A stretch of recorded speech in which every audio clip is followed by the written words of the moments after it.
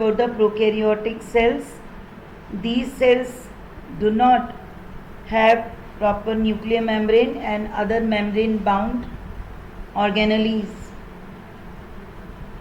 So we can say that a cell which does not have nuclear membrane and other membrane bounded organelles is called prokaryotic cell. Prokaryotic cells are found in bacteria, cyanobacteria, mycoplasma and pleuropneumonia like organisms termed as PPLO, which I had shown you in my previous lecture also. You can see over here again. Then we move on to the basic shapes of the bacterial cell. Because of the different shapes of bacterial cell, they have been classified as coccus, bacillus, vibrio and spirillum. So the coccus are spherical in shape and the bacillus are rod shape, vibrio are comma shape and spirillum are spiral shape. Prokaryotic cells are generally smaller in size and multiply much faster than the eukaryotic cells. All prokaryotic cells except mycoplasma have a cell wall outer to the cell membrane. All the prokaryotic cells except mycoplasma have cell wall outer to the cell membrane. Then in addition to the chromosomal or genomic DNA, many bacterial cells they contain a small circular DNA. They contain a small circular DNA. This small circular DNA is called as plasmid. It is present in the cytoplasm. This plasmid has genes for certain unique characteristics. They are having sites for antibiotic resistance and the sex vector, etc. So these bacterial cells, they have a circular DNA, extra chromosomal DNA, which is circular in shape called as plasmid. Plasmid can autonomously replicated and therefore used in biotechnical methods. Then we move on to the cell envelope and its modifications. The cell envelope is a tightly bound three-layered structure. The layers are outermost layer, glycocalyx, the middle cell wall and the innermost cell membrane. Though each layer performs a specific function, they act together as a single protective covering. And based on these layers or the cell envelope, there is differences in the cell envelopes. The bacteria, they have been classified according to the differences in the cell envelopes and their response to the staining procedure developed by Gram. This I told you already, repeating again. Gram positive bacteria are those which take up the Gram's stain and Gram negative bacteria are those which do not take up the Gram stain. Then there are specialized structures which are differentiated form of cell membrane called mesosomes. So mesosomes are the characteristic structures of prokaryotes. Mesosomes are the extensions of the plasma membrane into the cell. Either in the form of a laminae, they are in the form of lamellae, vesicles or tubules in prokaryotes. Then they contain certain pigments called as chromatophores. So these chromatophores are the internal membrane systems which have specialized pigments Besides this, there are photosynthetic bacteria and cyanobacteria.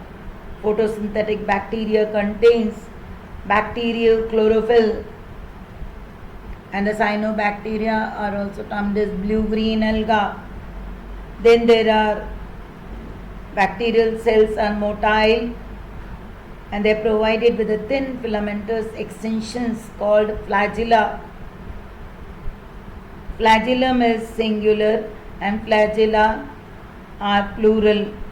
They have three parts called as filament hook and the basal body. And they also contain certain surface extension. They are called as pili and the fimbriae, but they are not concerned with the motility of the cells.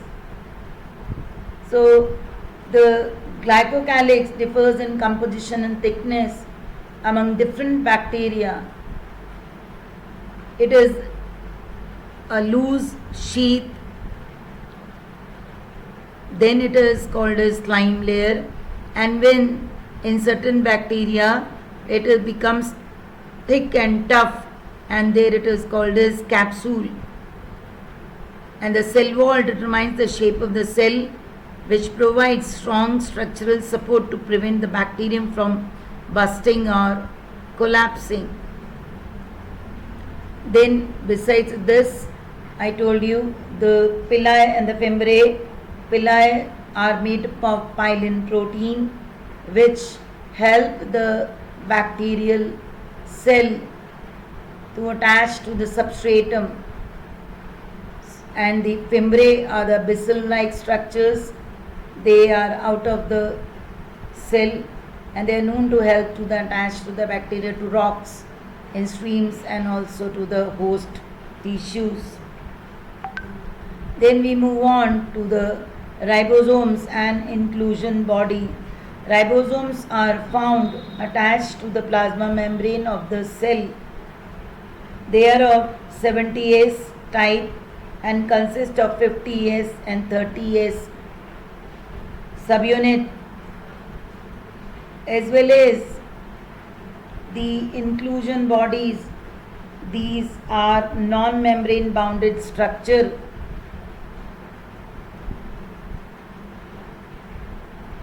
and they are freely present in the cytoplasm, in which there is a reserve material. Example: phosphate granules, glycogen granules, and cyanophycin granules, etc. Certain gas vacuoles are also found in cyanobacteria, as well as in purple and green photosynthetic bacteria. So, therefore, these ribosomes in the prokaryotes, they are about 50 nm by 20 nm in size,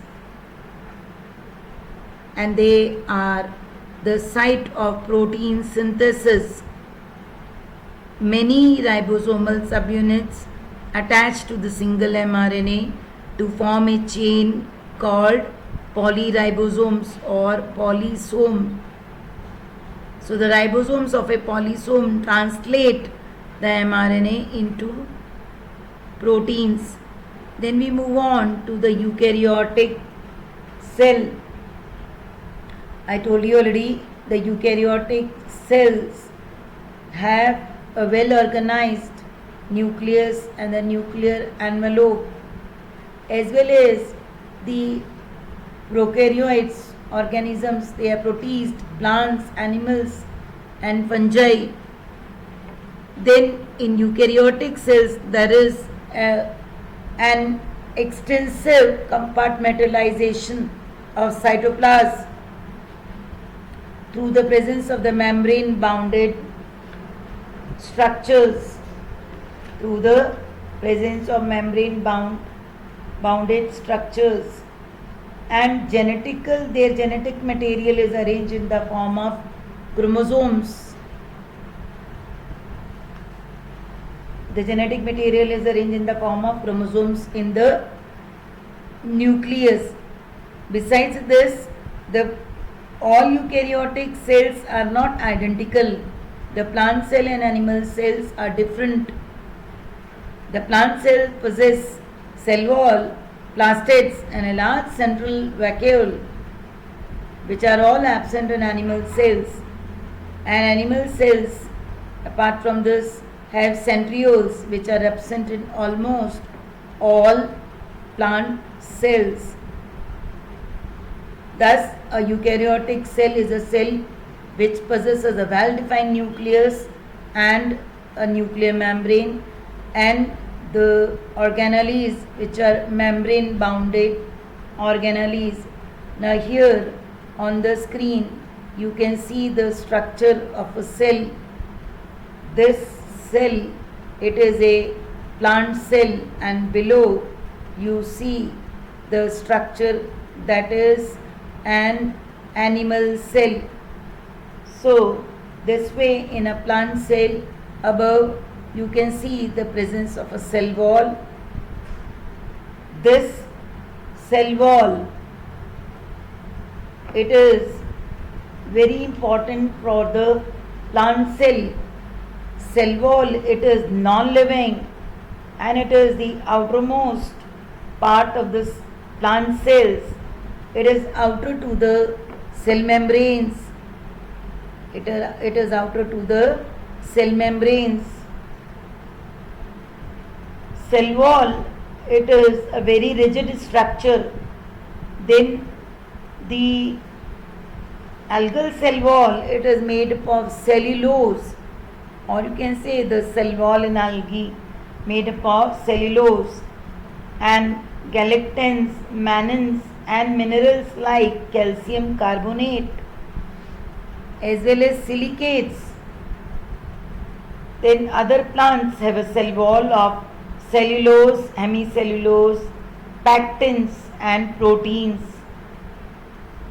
The primary cell wall and the middle lamella, they are traversed by a plasmodesmata. So here you can see the cell wall containing the primary cell wall and the middle lamella, which are traversed by plasmodesmata, which are the minute openings that connect the cytoplasm of the adjacent cells. Besides this, there are presence of pits on the secondary wall. Then you can see a large vacuole in the, which is centrally located, well-defined nucleus and the nuclear membrane, surrounded by the nuclear membrane and the nucleolus and the Golgi apparatus. Then the presence of microtubules. Then plasmodesmata I have already discussed. Then the lysosomes, the suicidal bags. Then we can move on to the next part, that is the cell membrane. Now the cell membrane is composed of lipid bilayer and proteins. The membrane proteins are classified as integral and peripheral proteins. The membrane of human erythrocyte has 52% proteins and 40% lipids. To scientists Singer and Nicholson, they proposed fluid mosaic model of plasma membrane in 1972. This was the most accepted model by the rest of the scientists. According to this model, there is quasi-fluid nature of lipid enables the lateral movement of proteins within the overall bilayer, and its fluidy nature is very important for certain functions like cell growth, endocytosis, formation of intracellular junctions, cell divisions, some other secretions, etc. And very important property of the cell membrane is its semi-permeability.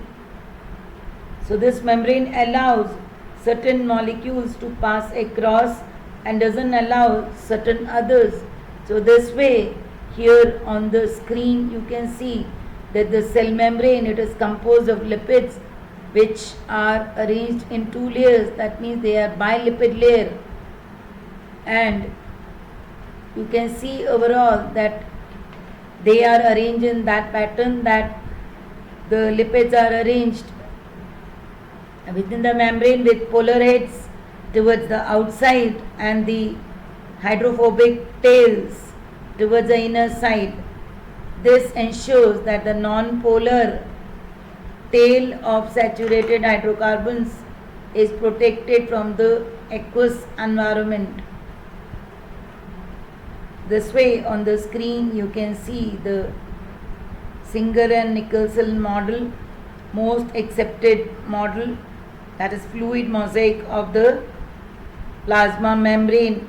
Besides this, there are peripheral proteins which are present on the surface of the membrane, and the integral proteins or the tunnel proteins which are totally buried into the membrane. Thank you.